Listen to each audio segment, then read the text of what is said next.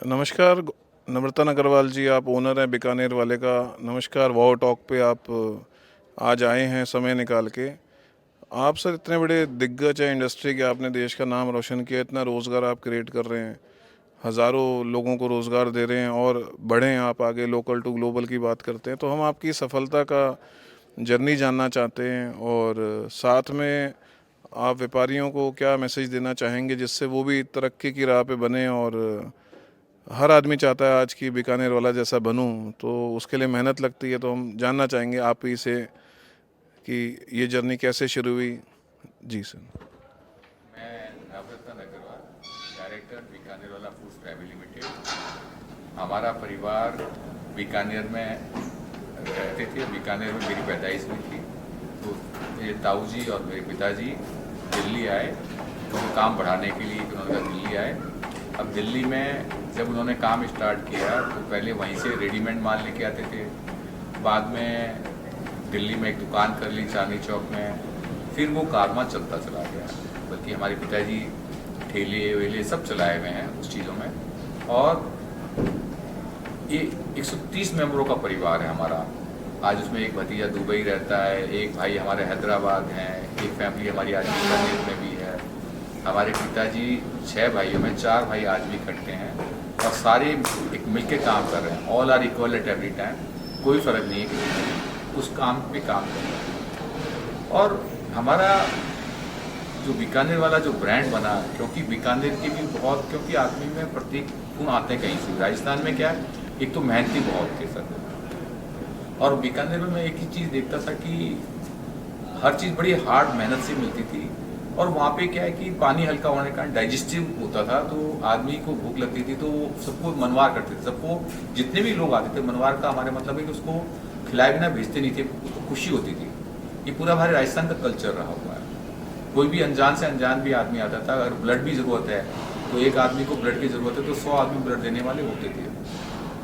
तो ये चीज़ें, कई चीज़ें मैं राजस्थान की जो अनुभव की बाद में, और वहाँ पे राजस्थान से वो जो गुण लेके आए थे वो दिल्ली में आए।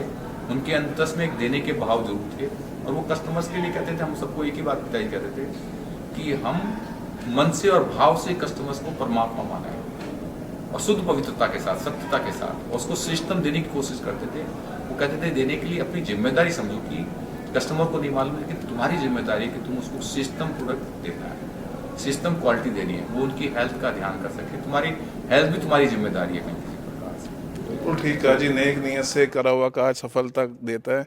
अब व्यापारियों व्यापार आज इतना असमझा हुआ है, डेंजर में है। कई व्यापारी कई तरीके के चैलेंजेस से निपट रहे हैं। टेक्नोलॉजी का चैलेंज है, सब देशी रहे जी मूवमेंट, आत्मनिर्भर भारत है। तो आप मेरा जानना ये ज़रूरी है कि आप इतने बड़े व्यापारी वर्ग को रिप्रेजेंट भी करते हैं, तो आप सक्सेस मंत्रा क्या देना चाहेंगे? क्योंकि आज हर आदमी तरक्की करे, ये देश के लिए अच्छा है। तो आप एक ऐसा क्या मैसेज बताना चाहेंगे कि जिससे व्यापारी कम से कम स्टेबिलिटी करे, रिस्क भी लेता है? तो आप ऐसा सफलता का क्या राज है जो व्यापार में व्यापारी को फॉलो करना चाहिए आपके हिसाब से?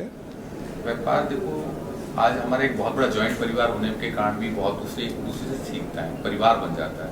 कोई आदमी किसी चीज़ में मास्टर्स होता है, कोई किसी चीज़ में मास्टर्स होता है, किसी चीज़ में इच्छा होती है, किसी चीज़ में इच्छा होती है। तो उससे मिलकर एक पूरा बिजनेस बनता है, कॉर्पोरेट बनता है किसी प्रकार से। तो मैंने अपने परिवार को देखता हूँ कि सबके सब कर्मठ हैं। एक भतीजा दुबई में है, वहाँ पे जो R&D सर लोगों से अनुभव करता है, वहाँ पे सारी फ्लाइट्स और में माल जाता है, वहाँ फैक्ट्री में लगा रखी है सभी जगह, और आप डेली आउटलेट्स खुल रहे हैं वहाँ पे। तो एक भतीजा हमारा फैक्ट्रीज देख रहा है, तो फैक्ट्री बढ़ा रहा है।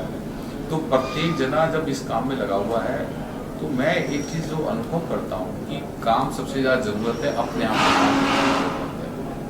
अपने आप का काम क्या क्या मतलब हुआ, पहले तो मैं जो अपने अंतस की जो मंथन होता है, चर्निंग होती है, टॉक होती है, जब मेरी अपने आप से बातचीत होती है, और जब अपने आप पे विश्वास हो कि मैं ये काम कर सकता हूँ। विश्वास कब आता है कि मैं काम करने लगता हूँ, जड़ों से काम करता है, कुछ भी देने की चाहत हो। जैसे माँ अपने बच्चे को देने की कोशिश करती है कि मैं सर्वश्रेष्ठ दे दूँ किसी प्रकार से।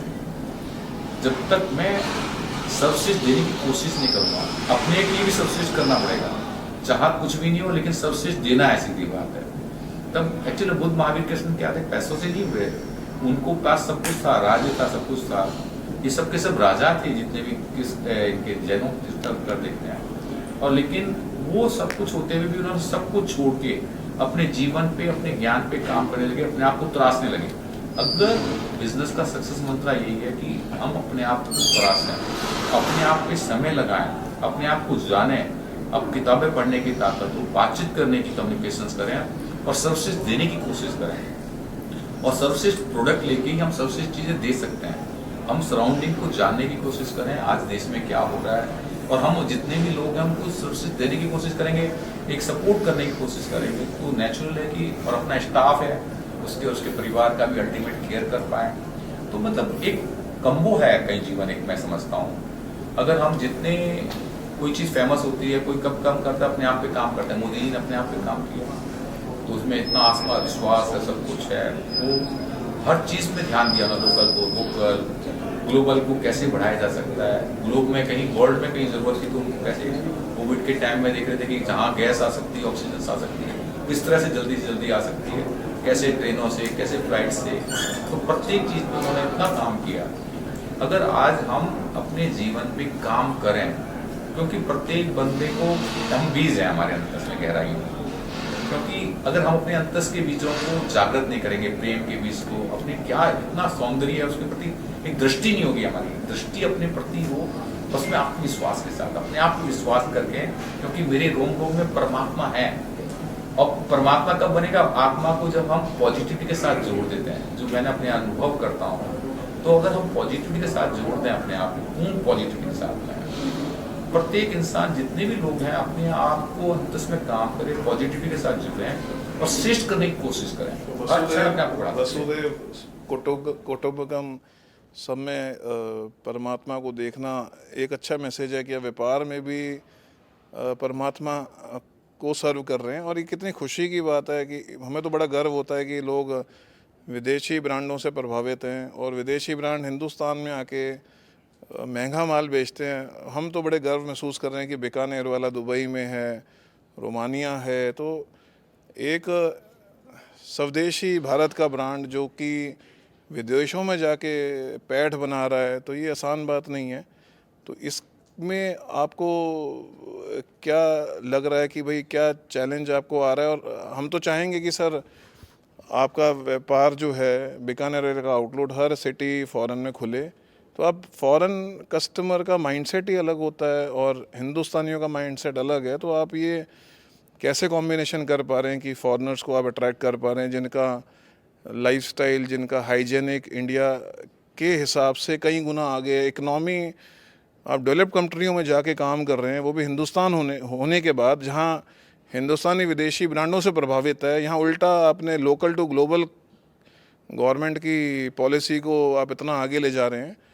तो अभी क्या विजन है और आपको क्या लगता है कि वहाँ का ग्राहक और यहाँ के ग्राहक के माइंडसेट बराबर है, या कोई कहीं भी प्रांत में रह रहा है, विदेशों में रह रहा है, क्या एक जैसा समान कस्टमर होता है?